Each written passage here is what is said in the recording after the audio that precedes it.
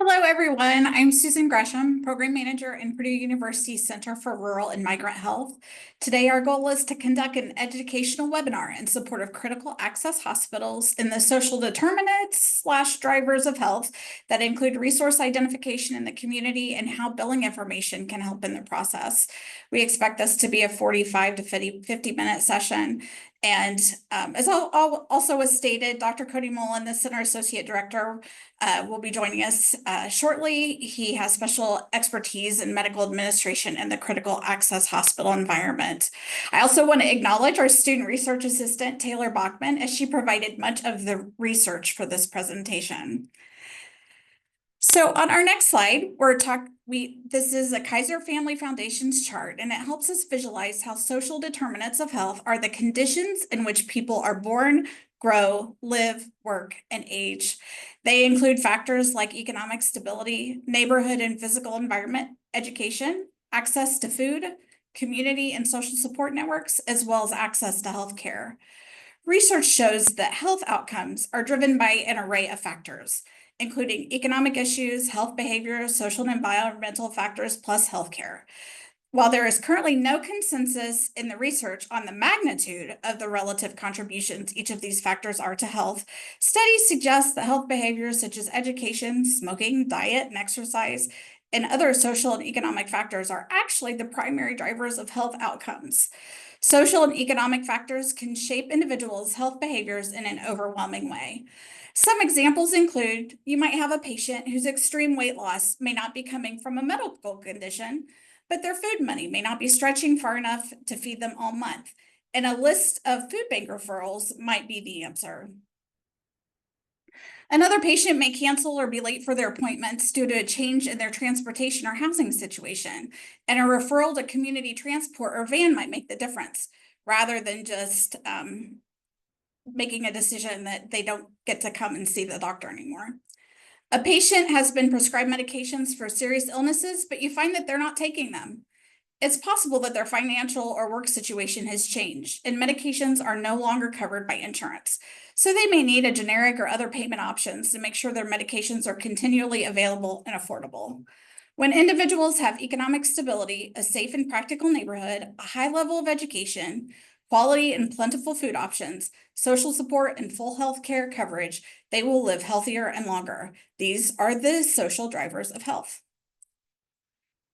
So we'd like to put an asterisk on the term determinants. The National Association of Community Health Centers, among other practitioners, prefers using the word drivers instead of determinants to describe the social needs, risks, and barriers to health and well-being in our communities. The term determinants can give off a sense that an individual situation is already determined and final, taking away their ability and agency to change their present and their future to go in a positive direction. The term drivers is more understandable, respectful, and it reminds policymakers, communities, and individuals that change can be affected on the negative factors impacting their health and well-being.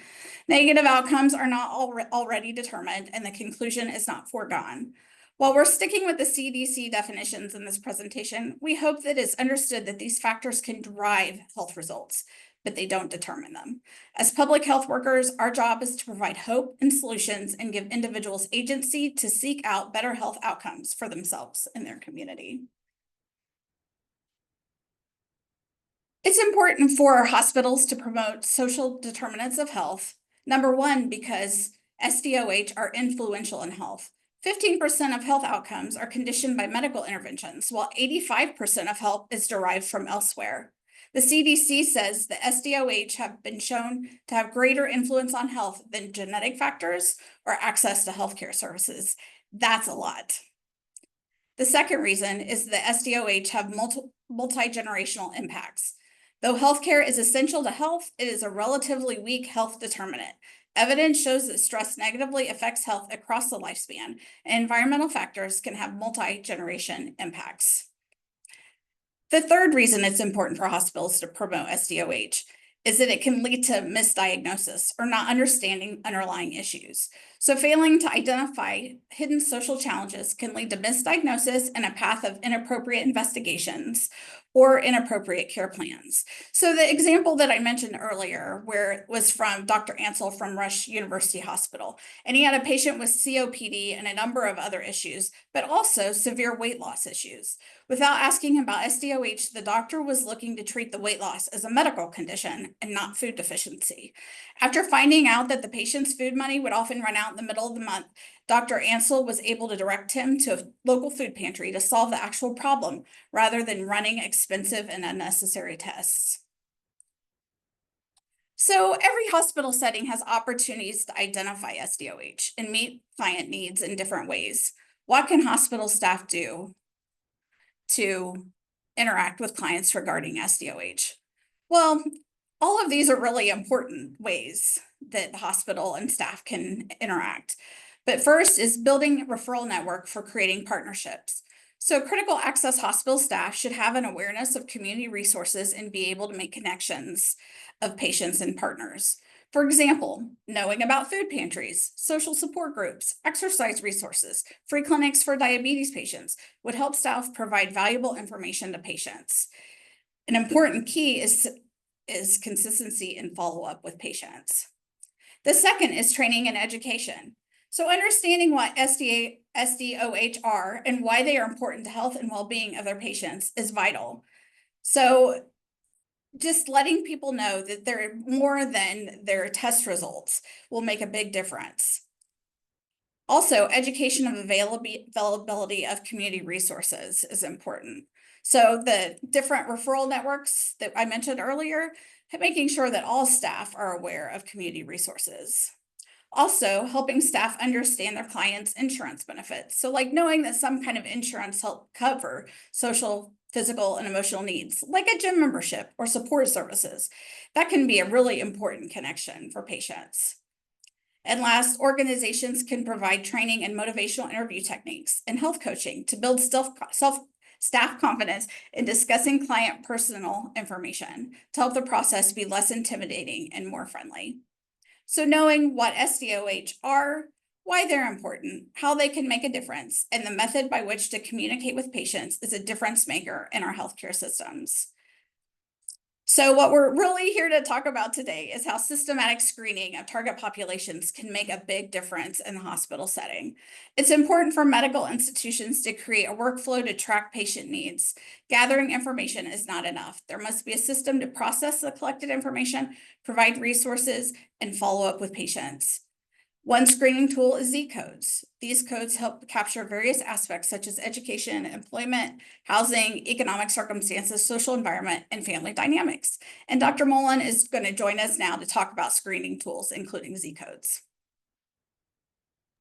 Thank you, Susan, and good afternoon or good morning if you're one of our central time zone hospitals. It's a pleasure to be with you today to talk more about social determinants of health. So Susan did a great overview of what are social determinants, or I prefer social drivers of health, as she mentioned. It's important that people recognize that it's not just caught in this and it's a determinant out.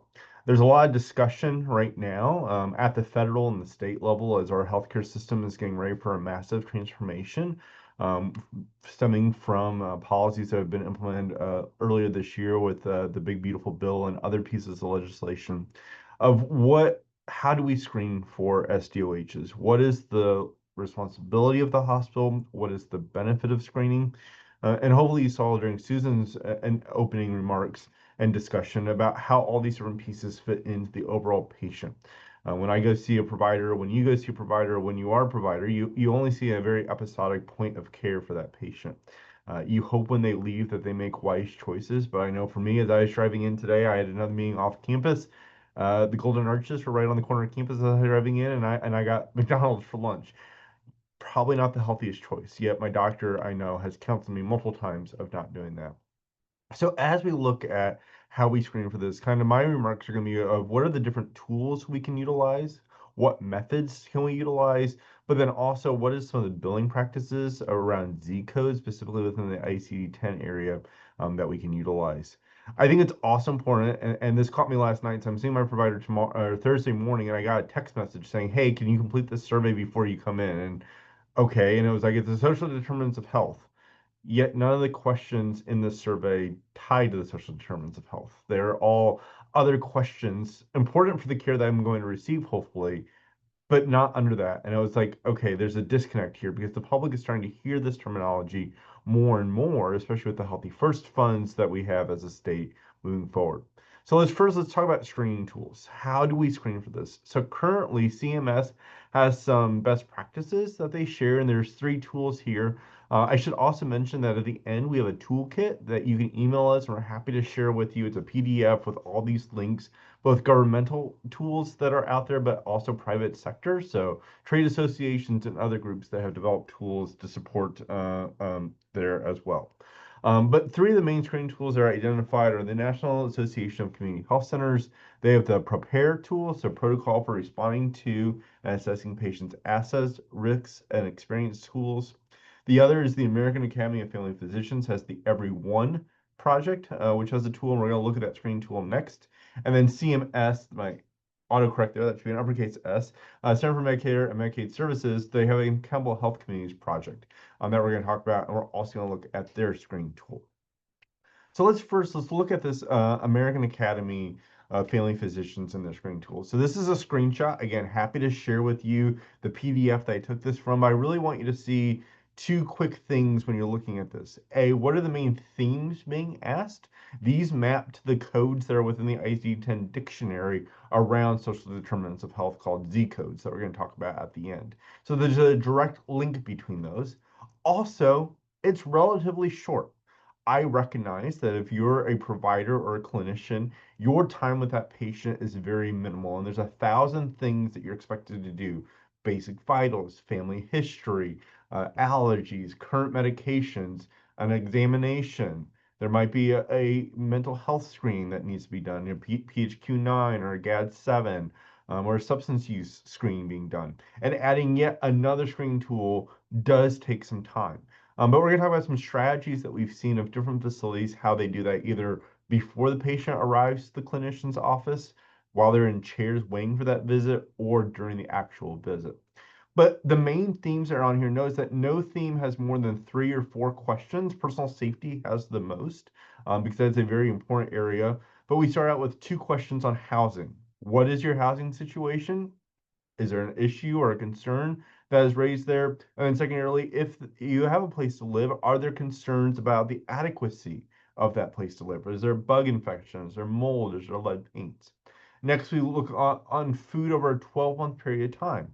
We recognize that each day these things may vary. The bus didn't show up on time to get me to work, or I ran low on money, so it's difficult to buy groceries at the end of the month. But when I got my paycheck at the end of the month, getting groceries at the local grocery store wasn't difficult. So we say over the last 12 months, how often did you run out of money to buy food? Was it one time, 1 month, or was it an episodic pattern occurring there?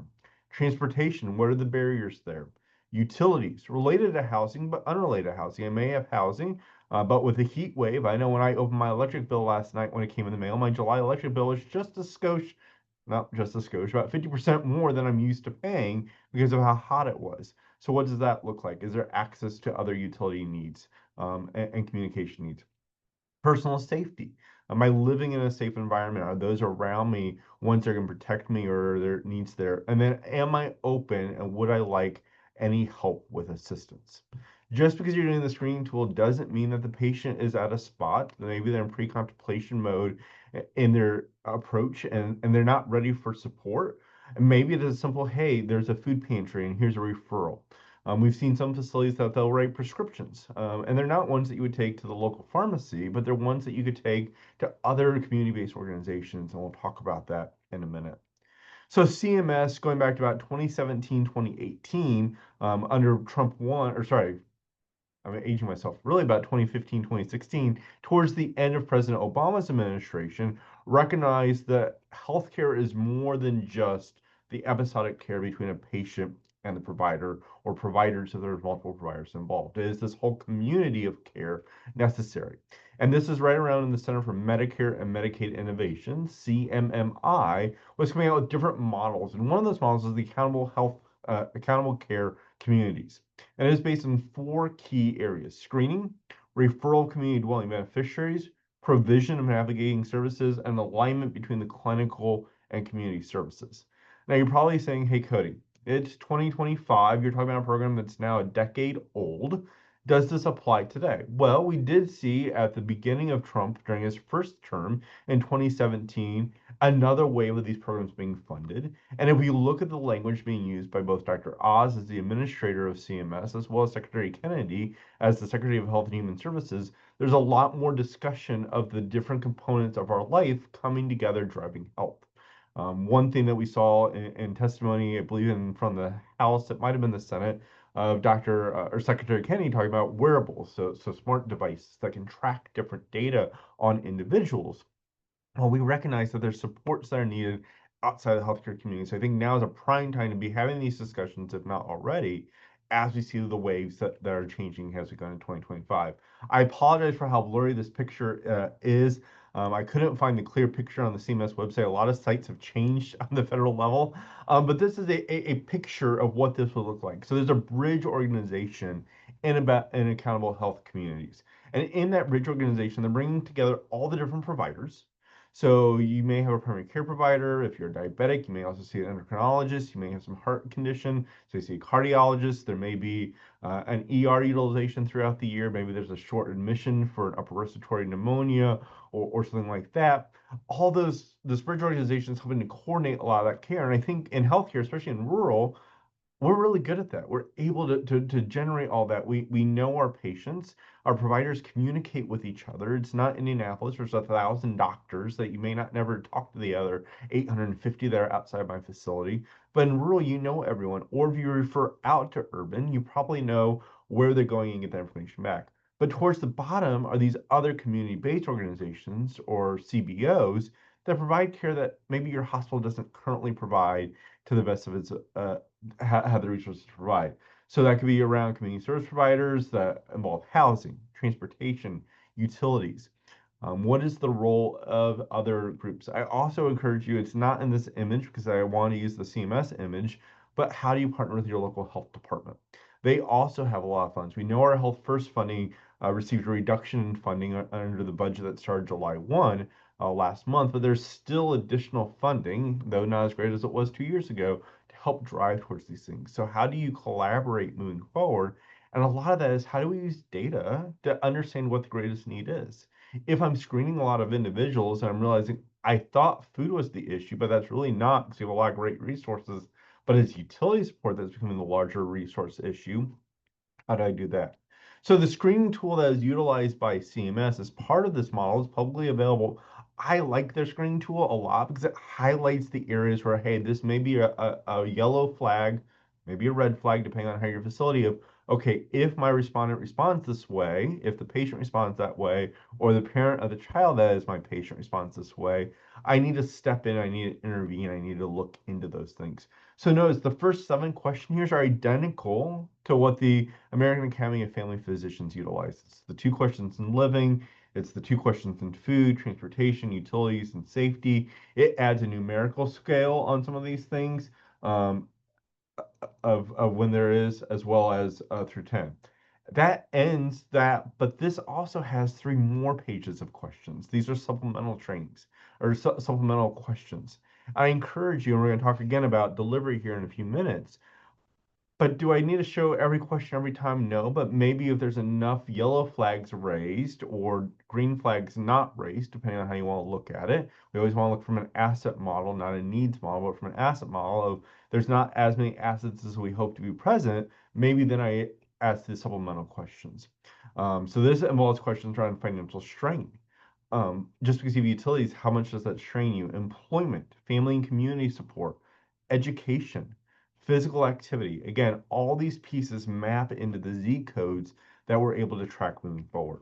They also have substance use and mental health questions. I would encourage you, as you're looking through these things, if you already have these as part of your screening protocols at your facility, so if you're already doing the GAD-7 for anxiety or the PHQ-9 for depression or the Audit C for alcoholism or whatever screenings you're doing, you probably want to continue those screenings because those are validated screenings by the mental health professions.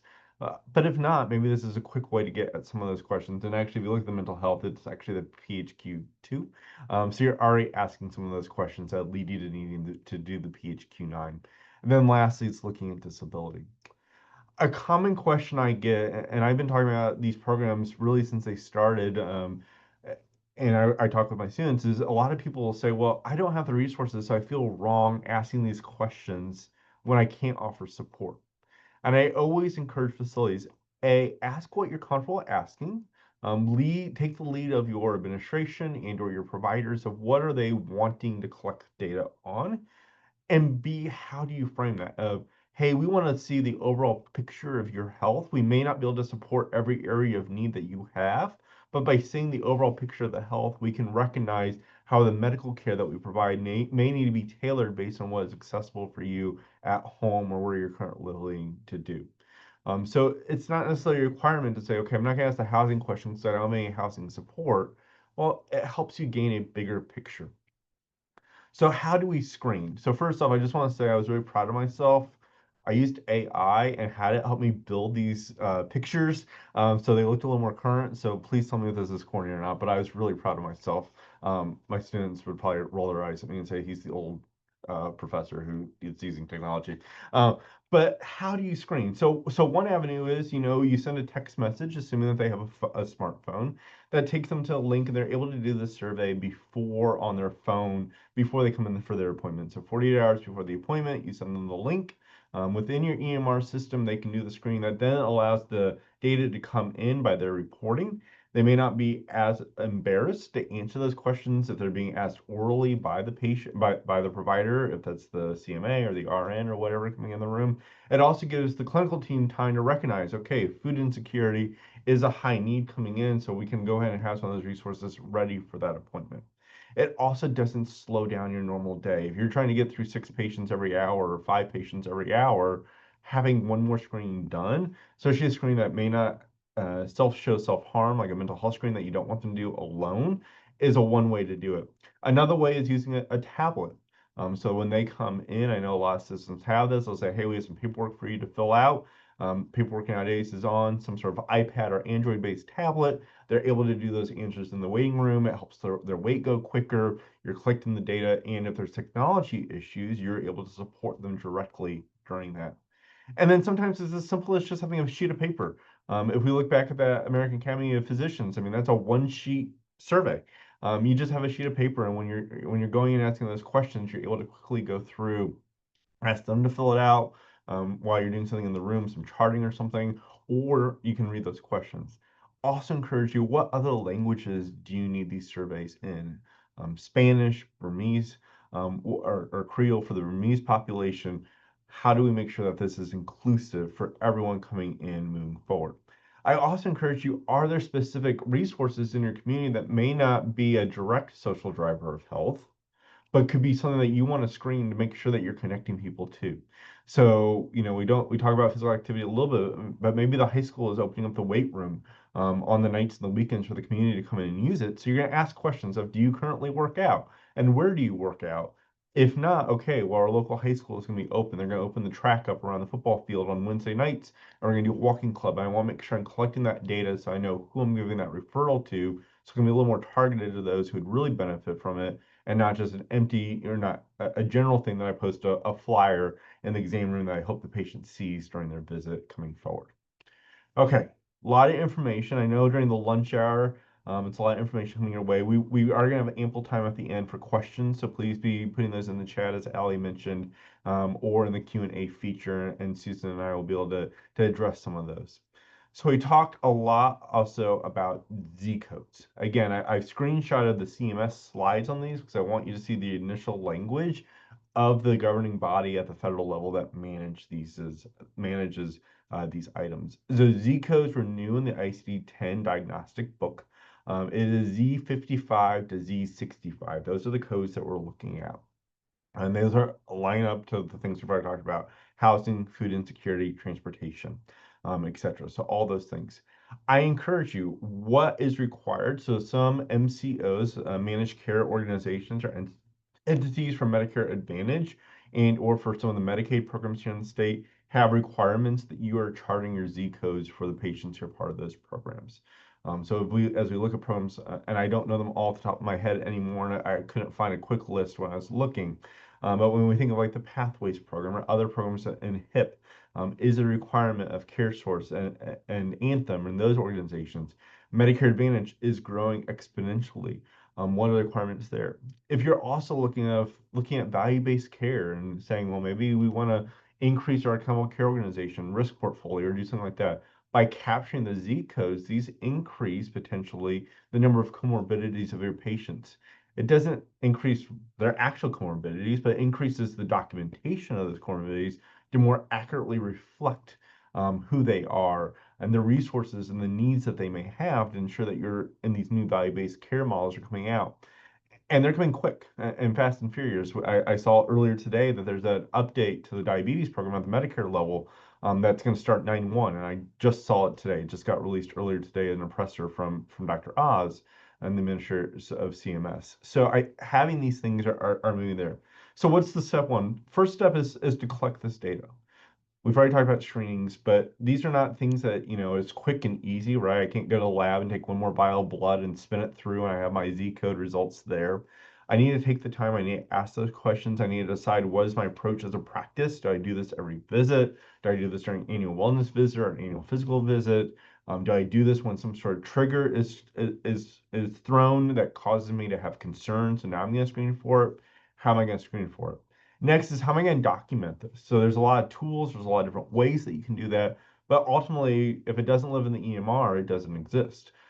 So is it something that I do the screening tool and I scan it in an ancillary document? Is it something that my EMR already has a module that I can send to them and it automatically syncs so that data is there? How I do that, then I now need to map those to Z codes. And in a couple slides, I'll show you all the Z codes in greater detail. But what is that mapping? And it varies by facility. But I think once you see the C and Z, sorry, see the Z codes and the screen tools to see how that is. And then how am I going to use that data? Is that data that we're going to use as a practice that we're going to query quarterly, semi-annually? Every 3 years, you do a community health needs assessment. Well, this is a great way to identify some of the needs of your community over the 3 years. And it's a measurable way to say, has there been changes and improvements over those 3 years, or has there not been? And then lastly, how are we going to report those findings? So I recognize that we have a lot of different people on the team, and it takes a lot of different members of the team to really utilize a lot of these Z codes moving forward. So first off is, are you an administrator? Are you a leader, a practice manager, or C-suite leader? And this is something that you need to say, yes, we're going to invest the resources and the time, because even if it only takes time, time still equates to salary and money. That we are going to measure these things. And these are the populations. It's our Medicaid and Medicare populations, our private pay population, it's our uninsured population. It's everyone we see on an every single day basis that we're going to do. How are we going to collect this data? How are we going to use this data moving forward? Your healthcare team, okay, you're the front lines. I can't tell you the name of the practice manager, but I can tell you the nurse and my nurse practitioner and my physician that I see in my primary care clinic, first name, last name, and their kids' names, because I see them every time I go in and get to know them. So you're going to be in front of the patient. So what's your approach? How are you going to do the tool? When questions arise, Susan and I are both working on this together, and we all use healthcare, right? And we're like, oh, we got screened too. How do they handle it? Maybe not the best, maybe the best, right? In my case, it was a question about unrelated anything about social determinants of health, but in big bold letters at the top, it was social determinants of health. And I'm like, no, not really. So how do we have these discussions? And then lastly, as this data is coming in and we're adding this onto our UBO4s and our other type of billing documents with these Z codes, how's our coding and how's our billing team supporting that? Are they aware this data is coming in? Do they have easy to follow workflows? Is how we're documenting this clear and supportive of them? And if you're working with a third party and you're outsourcing some of the services, do they have the algorithms or the methodology that you're using to address some of those things? So I promised here are all the Z codes. Again, this is directly off the CMS website from 2023, which is the last time I believe ICD-10 codes were updated. I could not find a 2024 list, so it's out there. I do apologize, but things are getting a little more tricky to find when you're looking for these sources. I know CMS or ICD-11 is a discussion point that we're already talking about. I feel like ICD-9 just came out, but maybe that's showing how many gray hairs I have in my head right now. But as ICD-11 is coming in, Z codes are going to be just as prevalent in there. If the literature I'm seeing on that. Again, how does this map? So some of these things will map directly. So Z59 is related to housing and economic circumstances, but notice there's a lot more detailed about that. So Z59 is problems related to housing. C59.0 is homelessness, where 59.1 is inadequate housing. There's a difference there between I have no home or my home is inadequate. If I am homeless, now I get even more in that. Am I homeless unspecified? Am I unsheltered or am I sheltered as a homeless individual? Do I have somewhere that I'm living? Inadequate housing, right? Is it unspecified? Is there an environmental issue? Is it a utility issue? Is it another issue? Again, this is where you need to have the discussion of how specific do you want to be in your coding? Do you just say homeless, inadequate, lack of adequate food, and move on, or do you want to get into some of these? And notice a lot of these new codes or these dot 00 dot or dot one points over like that as well. So I'll leave this up here for a second. We also saw a lot of growth in 2023 on problems related to upbringing. Notice that that was not something that we saw in a lot of the screening tools. So the screening tools haven't caught up to that, but a lot of discussion of what was the background. And in public health lane, we talk about adverse childhood experiences or ACEs, which are, we recognize the literature is very strong that if I have prevalence of ACEs, physical abuse, mental abuse, sexual or abuse, lack of resources when I was raising, there's 9 of them, and if I list all those up, the more of those I have, the worse my health outcomes could be as an adult if there's not intervention taken to address those needs moving forward. So a lot of information, a lot of discussion. Again, we want to make sure we had plenty of time for discussion today. We also know with a webinar, you probably all have at 1 o'clock, so a few minutes towards the end to be able to go and use the restroom and get yourself ready for your afternoon of appointments or whatever you have as important. But we do have a toolkit. Please email us. Our email will be on the next slide as we do Q&A. We're happy to email out this toolkit. We're also going to share this with the Flex team at SDoH who supported this webinar and the work that we're doing, both IRHA and hosting us, Susan and I in producing this as well. But it's about 3 pages. We've taken time to make sure that we have both nonprofit and governmental resources, because we recognize that sometimes the governmental resources are changing, or the links are changing. They're not necessarily disappearing, but they're moving around on websites as the new administration is updating things. So we try to keep those current on that. So with that, we're happy to answer questions. Our email, so the rule at purdue.edu goes to multiple people. Susan is the primary, Susan and then Lindsay are the 2 that primarily check that. I occasionally check it, but that will get to one of us. I know sometimes when you see those generic emails, you're like, does anyone really read this inbox? Yes, we do. We do check that, but you also have our direct emails there, CJ Mullen for me and S Gresham for Susan. And please feel free to reach out to either one of us. And like I said, that rule email, even when we're on vacation, we make sure we have someone who's checking it on our behalf. So I'm out next week. So if you have a quick need that you need, email Susan or that rule email because Susan is around next week as well. So with that, Allie, I don't know if you facilitate the questions or if you want me to. I don't see any coming in yet, but happy to open it up for questions, discussions, other resources that you have that are working really well for your facility that you'd like to share with your peers. You're the ones who are doing this every day. So are there resources that you're like, I thought you were going to talk about this and you never did? Please share that. We definitely would love to do that as well. Right, Cody. We don't have any questions submitted yet. I will go ahead and we can pause for a little bit here. And as he said, either facilitate discussion on what you're seeing in your everyday lives in regards to social determinants or social drivers. Of course, we can do the Q&A, the chat, or the raise hand function at this time if you want to ask your question verbally. But we do also have a quick poll. I'll go ahead and make that live now. We do collect this data to be able to continue to have these wonderful flex funded programs. We do have some data reporting requirements that help us continue to have these free events. So we would love for you to go ahead and fill this out. Literally just one question, shouldn't take too long. We'll leave that up while we're also leaving it open for questions. We do, of course, want to thank both Cody and Susan for being with us today. Really great information. I had not even considered the ramifications of using those Z codes and some of the community health needs assessments that we do and being able to track those every 3 years to watch how those change. So personally, I'm thrilled by the idea that more of our critical access hospitals might start using those to track changes.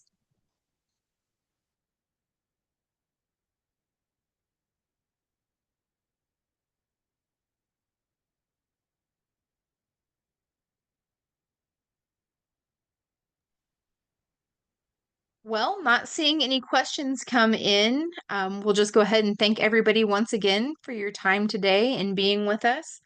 And as I say, we will have this recording up by the end of next week at the latest.